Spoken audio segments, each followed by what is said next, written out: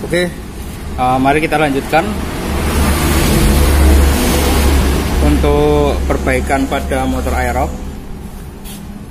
Oke, di sini saya sudah membelikan si klaker atau bearingnya 6906 ya, ini ya, sebelah kiri.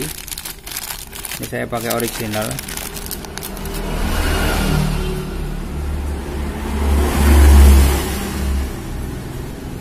Oke, ada nomornya ya.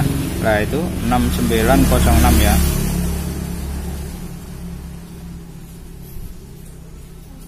Dan untuk yang bagian dinoken as ini sudah lepas ya, bagian diameter yang luar.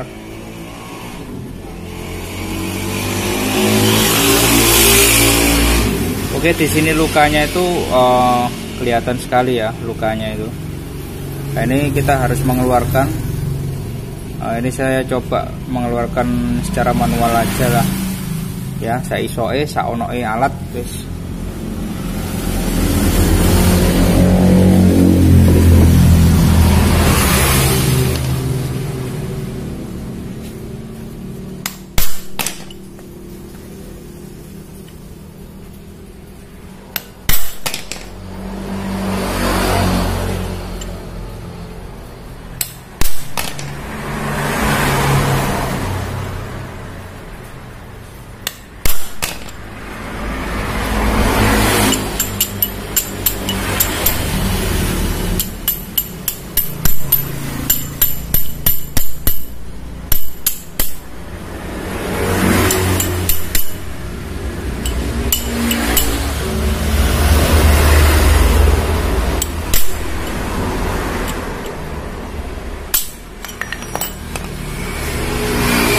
Oke, mudah toh, mudah sekali toh untuk pelepasan. Dan ini kita pastikan jangan sampai kotor. Lalu ini kita pasang.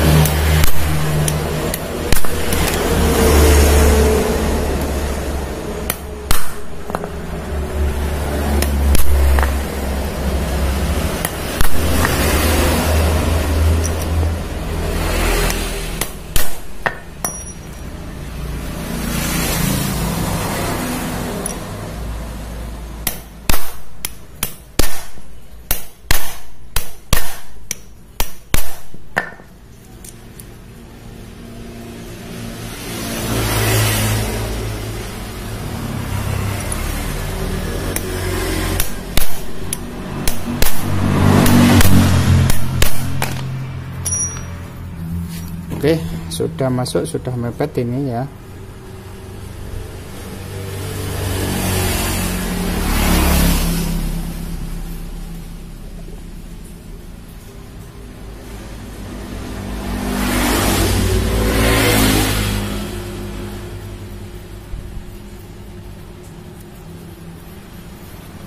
Oke, kita lanjutkan pemasangan di bagian permesinannya.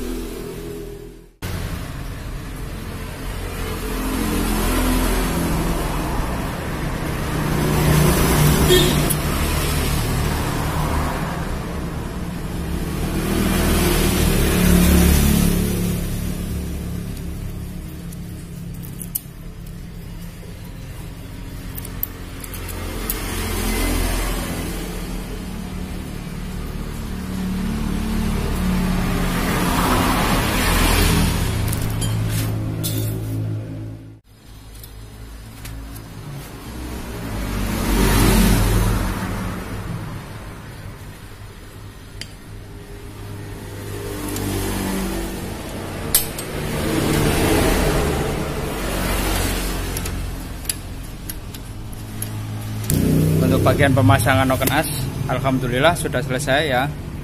Dan saya lakukan penyetelan klep. Untuk kerenggangan klep sendiri untuk Yamaha NMAX untuk ukuran normal atau standar, yang atas pakai 010, yang bawah pakai 015 ya fulernya. Nah ini kita fungsikan gini ya kawan ya. Jadi kita coba kayak gini. Ini untuk dekompresi kawan. Jadi ini fungsinya untuk dekompresi ya. Kita bikin kayak gini. Kalau dia bisa gerak kayak gini berarti ini berfungsi ya atau bekerja. Dan untuk topnya sendiri di bagian noken as ini ya, ini ada semacam tanda garis lurus gitu ya. Ini ke atas gini ya. Nah ini ke depan gini ya. Dan untuk bagian magnetnya ini kita ada garis ya. Nah ini ada tanda garis. Kawan-kawan buka kipasnya nanti kelihatan. Di sini ada satu tanda garis, ini akan sejajar dengan tanda di bagian crankcase. Jadi ini ada tanda garis yang nantinya akan berhadapan atau sejajar dengan si crankcase ya. Ada 3 titik ya. Di sini yang lancip lah, ini kita pilih ya. Jadi ini posisi top. Kalau kawan-kawan rekan obeng ke dalam cobusi dan puter-puter magnet sampai posisi TMA dan cari TMA ya. Itu cara termudahnya ya. Oke, ini memori saya sudah penuh ya, karena saya belum menghapus beberapa file. Yang pasti ini sudah selesai untuk ini pemasangan. Dan juga tadinya itu saya kuras ya, untuk olinya saya kuras. Dan di sini terdapat banyak gram ya. Nah ini banyak gram ya. Ini nanti saya bersihkan. Dan ini tadi sudah saya cuci sama bahan bakar. Bisa pakai solar ataupun bahan bakar ya. Kalau kawan-kawan pakai solar, pastikan nanti langsung disiram pakai bensin ya, dikit ya. Jadi nanti biar baunya itu nggak keluar ya. Kalau kita pakai solar dan nggak dibersihkan atau dikeringkan, itu nanti pada waktu sudah hidup itu mesin nyala, itu baunya itu menyengat sekali kawan ya. Jadi harus kayak gitu. Oke, untuk pemasangan bagian water pump ya, itu kawan-kawan nggak usah khawatir. Mungkin ada yang kalau pemula itu mungkin agak kesulitan ya pemasangnya ya, karena kan di sini terdapat seal ya, semacam seal. Ini nanti nempel ya sebagai pengaman dari klep ya. Ya, ini nanti berhubungan sama tutup klep ya. Lah, caranya kita pasang dulu bagian karet ya. Jadi kita nggak usah masang ini dulu, ini kita copot ya. Jadi kita lepas pada bagian ini dulu. Ya, ini mudah kok. Nah, ya. Oke, ini sudah terlepas gini, kita pasang dulu ya.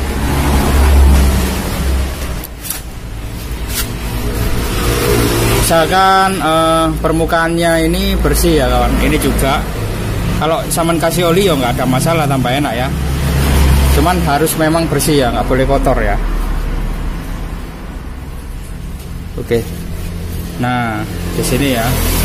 Ini sebentar, tak cek lagi biar nanti nggak keliru. Nah ini seperti ini ya. Kita pasang.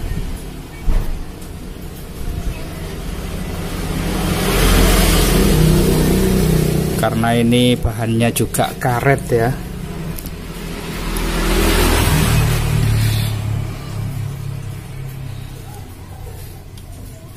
Oke, ini kita pasang, terus kita tekan gini dikit ya.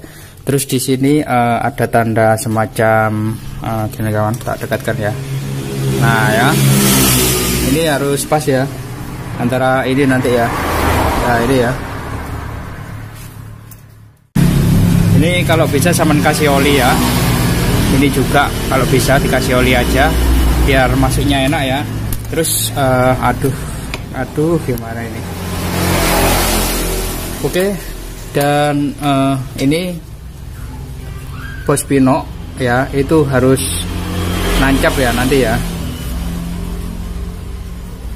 Nah ya, kita fokuskan dulu. Ini seperti ini ya.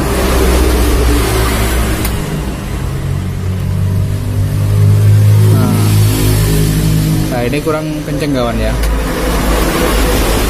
jadi harus kita paskan.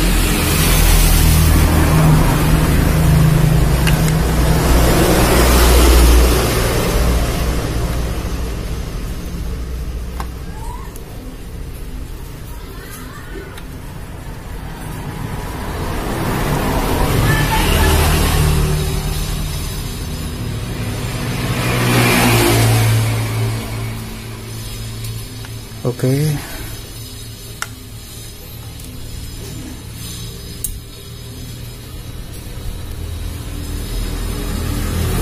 Pelan-pelan saja ya kawan ya. Ini sambil kita tekan untuk o-ringnya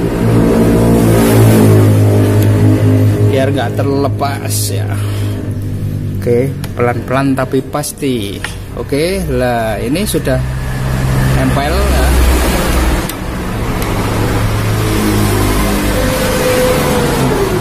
Oke, sip.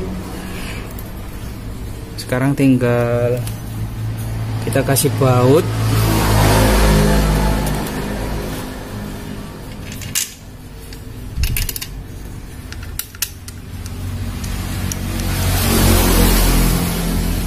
Nah, ini baut sini itu ada kuningannya kawan, kuningan.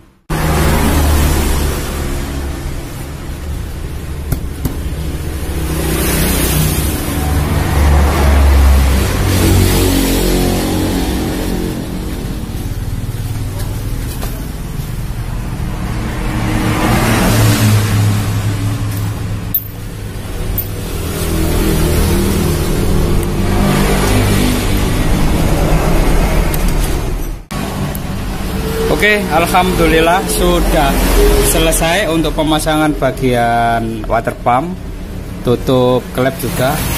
Oke, ya pasti untuk pemasangan tutup klep kawan-kawan pastikan dulu ya.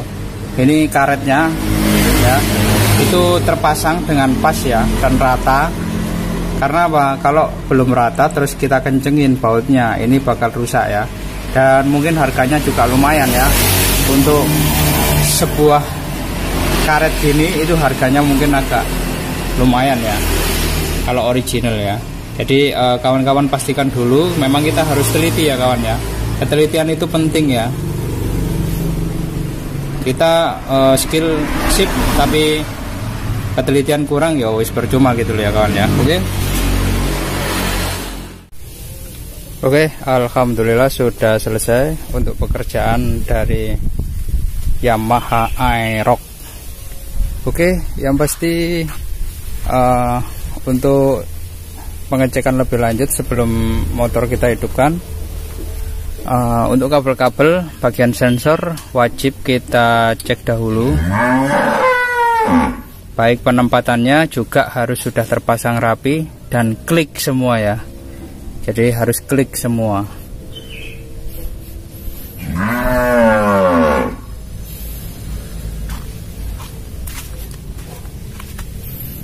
Oke, aman semua untuk bagian full pump.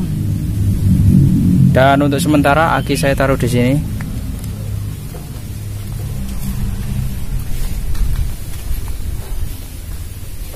Oke, sebelum pengecekan lebih lanjut kita hidupkan, ada baiknya kita kendorkan dulu untuk baut kunci kunci 8 ya. Ini pakai kunci T8 ya, karena agak ke dalam. Ini jalur pompa oli ya, jalur oli yang menuju ke head ya. Jadi saya nggak akan buka bagian tutup klep ya, karena untuk tutup klep sendiri itu ada VVA nya ya, karena VVA nya harus nempel. Jadi ini nanti saya lihat dari sini saja ya. Oke, air radiator sudah masuk, oli sudah masuk. Dan satu lagi saya lupa untuk kasih tahu ke kawan-kawan semua, kalau melakukan pembongkaran baik ringan ataupun berat, ada baiknya untuk pengetapan pada dua baut ya. Yang pertama yang 12, yang kedua bagian saringan, kan ada dua ya. Yang satu baut gede kayak tutup klep itu pakai kunci 17 ya. Terus yang satu lagi pakai kunci 12. Oke. Kita harus copot semua biar oli keluar semua ya, total ya. Nanti tadi los ini. Oke, sekarang coba saya hidupkan dan kita cek pompa oli. Bismillahirrahmanirrahim. Oke, sudah bunyi si full pump. Saya kontak lagi, saya matikan lagi, saya kontak lagi. Oke, bismillahirrahmanirrahim.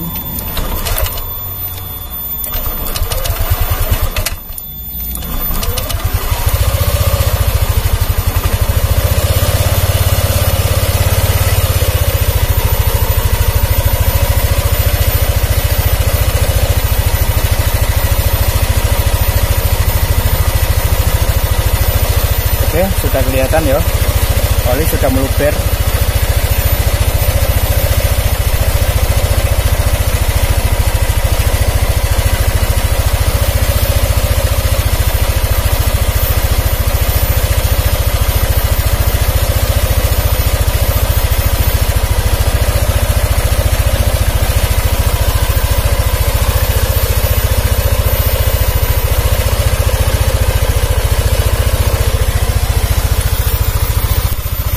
Oke, kita biarkan motor ini hidup dulu ya, dan nanti kita dengarkan suara mesin apakah dia masih kasar atau sudah halus ya.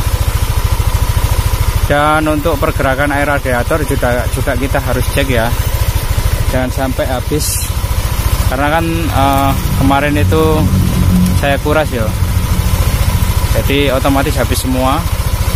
Dan ini jangan sampai habis air radiator ya.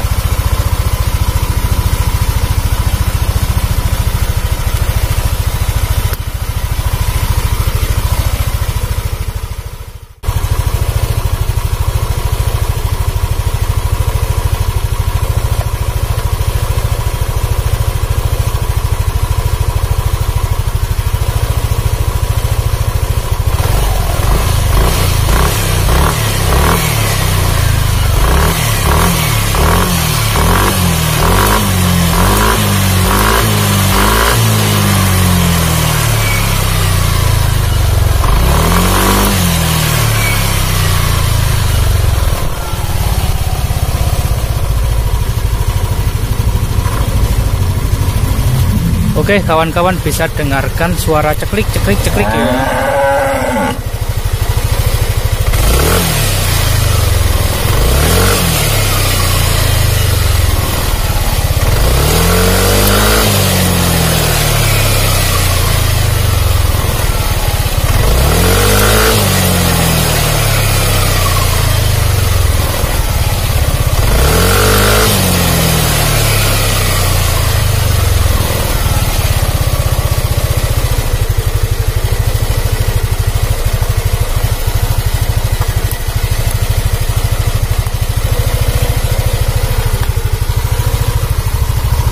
Oke, pada saat saya gas agak RPM agak tinggi, itu bunyi cekik ya, kayak gitu ya. Cekik itu normal ya. Lah, kalau nggak ada bunyi kayak gitu, wah itu yang nggak normal kawan ya. Karena VVA sudah bekerja kalau sudah kita naikkan RPM-nya.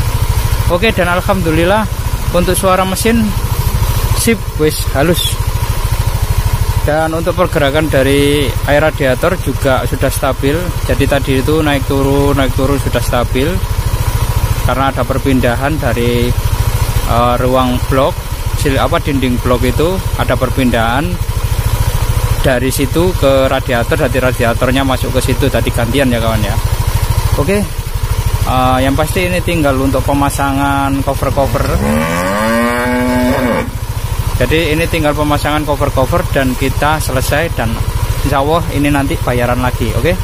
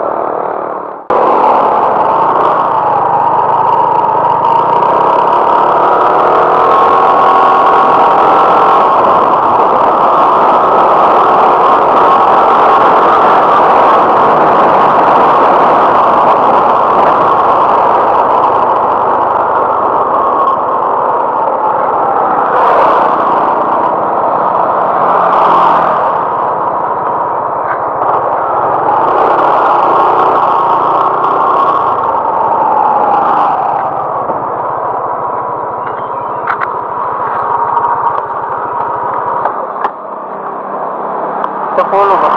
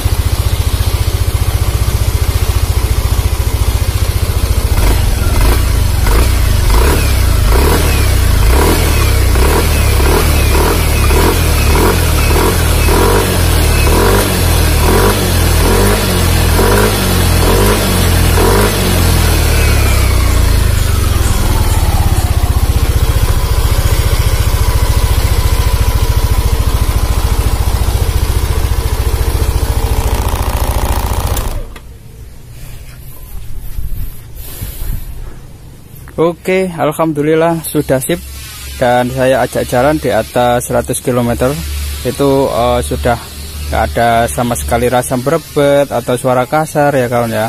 Jadi sip sudah, alhamdulillah. Dan tadi setelah dingin motornya saya lihat air radiator sudah normal.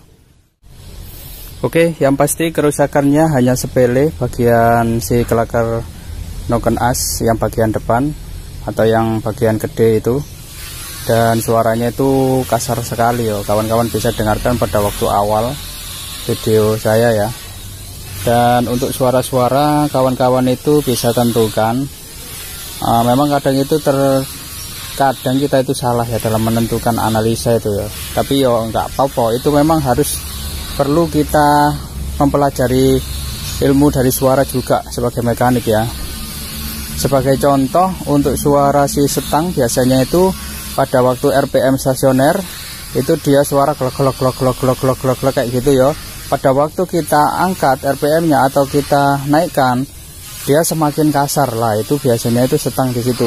Dan untuk suara piston yang aus tapi dia belum sampai ngebul amat, itu biasanya posisi stasioner atau RPM bawah itu motor halus ya. Sedangkan pada waktu kita naikkan itu bunyi klerek kayak gitulah, itu biasanya dialami oleh si piston ya. Terus kalau ini motor itu suaranya kasarnya itu dari awal atau keseluruhan ya, dari awal hingga naik RPM-nya ya, itu kasar sekali ya, dan kayak diesel suaranya ya. Dan memang harus kawan-kawan ketahui dan harus kawan-kawan ikuti langkah-langkah saya, karena beliau saja sendiri yang punya motor itu menyangka atau mengira si bagian CVT yang bermasalah kawan. Nah, karena apa? Suara timbul dari suara belakang, malah suara itu timbul dari suara belakang. Dan akhirnya saya menggunakan langkah-langkah saya ya. Saya harus copot CVT untuk mengetahui apakah mesin atau memang bagian CVT ya. Kalau ada yang kawan, bang, itu terlalu lama, kurang canggih saman, yo terserah sampean ya. Pokoknya yang penting saya mengikuti prosedur. Jadi kalau ada suara-suara kayak gitu, kita harus lakukan prosedur kita masing-masing ya sebagai mekanik. Jadi jangan saling menyalahkan, kita saling berbagi aja, ilmu bisa kita tularkan kepada semua ya. Oke. Dan alhamdulillah untuk motor ini normal, dan saya tanpa harus nyeken ya, karena saya nggak punya scanner. Karena kalau kita bongkar-bongkar seharusnya kalau untuk menghilangkan kode mil atau sejarah kerusakan itu menggunakan scanner untuk jenis Yamaha ya. Dan kawan-kawan perlu ketahui juga motor ini sudah menggunakan ACG starter ya, bukan dinamo starter ya. Tadi alus sudah double starternya ya. Tapi kalau Yamaha NWX yang terdahulu ya itu masih dinamo starter atau manual ya. Oke, sekian video kali ini dari saya. Maaf jika ada salah dalam pembuatan video ataupun dalam proses perakitan baik pelepasan. Kalau kawan-kawan punya saran lain silakan tinggalkan di kolom komentar agar kita semua dapat ilmu yang bermanfaat. Oke, semoga video kali ini bermanfaat. Terima kasih sudah menonton. Sampai ketemu di episode berikutnya. Wassalamualaikum warahmatullahi wabarakatuh.